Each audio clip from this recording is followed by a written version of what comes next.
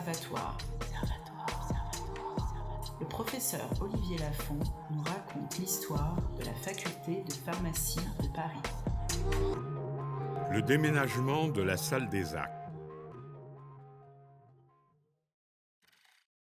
Au cours du temps, la salle de réunion des apothicaires parisiens, conçue en 1628, était devenue la salle des actes du collège de pharmacie en 1777, puis celle de l'école gratuite de pharmacie en 1796, puis celle de l'école spéciale de pharmacie fondée en 1803 par la loi de Germinal. Elle l'était restée durant les 3 premiers quarts du XIXe siècle. Sa décoration s'était enrichie de l'accrochage de nombreux portraits. Lorsqu'en 1876 fut décidé le transfert de l'École supérieure de pharmacie de Paris dans de nouveaux locaux sur le terrain de l'ancien couvent des Chartreux, il ne fut pas question pour les professeurs ni pour leurs étudiants de s'en séparer. Son transfert fut décidé. L'architecte, Charles Lenné, construisit une salle pour l'accueillir. Le nombre des enseignants et des étudiants s'étant accru, il l'a conçue plus grande et plus haute que la précédente. Les boiseries sculptées d'époque Louis XIII furent installées dans les nouveaux locaux.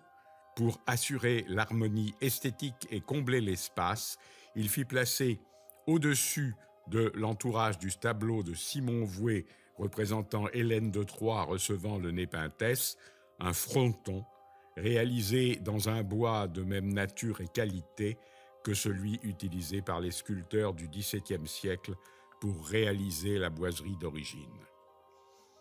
Le tableau de Noté, représentant Nicolas Well, reprit quant à lui sa place, surmontant la porte d'entrée et répondant à celui de Simon Vouet.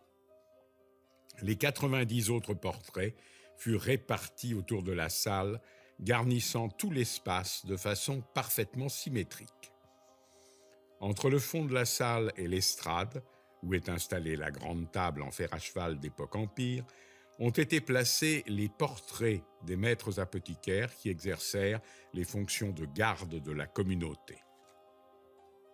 Élus pour 3 ans, les gardes, au nombre de 3, étaient à la tête de cette communauté. On en renouvelait un chaque année. Il y avait ainsi simultanément en fonction le garde sortant, qui n'allait pas tarder à devenir ancien garde, le garde restant, qui allait encore rester 2 ans en poste, et le garde entrant, qui effectuait sa première année. Tous ne sont pas revêtus du même costume. Certains sont uniformément vêtus de noir, alors que d'autres arborent une manche écarlate. Nous aurons l'occasion de revenir sur cette curiosité vestimentaire qui n'est pas dénuée de signification. Les plus anciens portraits datent du début du XVIIe siècle et sont contemporains de la construction des premiers locaux de la rue de l'Arbalète. Viennent ensuite les portraits des maîtres en pharmacie qui furent démonstrateurs du collège de pharmacie, créé par la Déclaration royale d'avril 1777, puis ceux des professeurs de l'école gratuite de pharmacie et enfin ceux des professeurs de l'école spéciale de pharmacie, devenue l'école supérieure de pharmacie, généralement revêtus de la robe attachée à leur fonction. Le plus récent est celui d'Henri Moissan, alors futur prix Nobel de chimie, peint en 1900.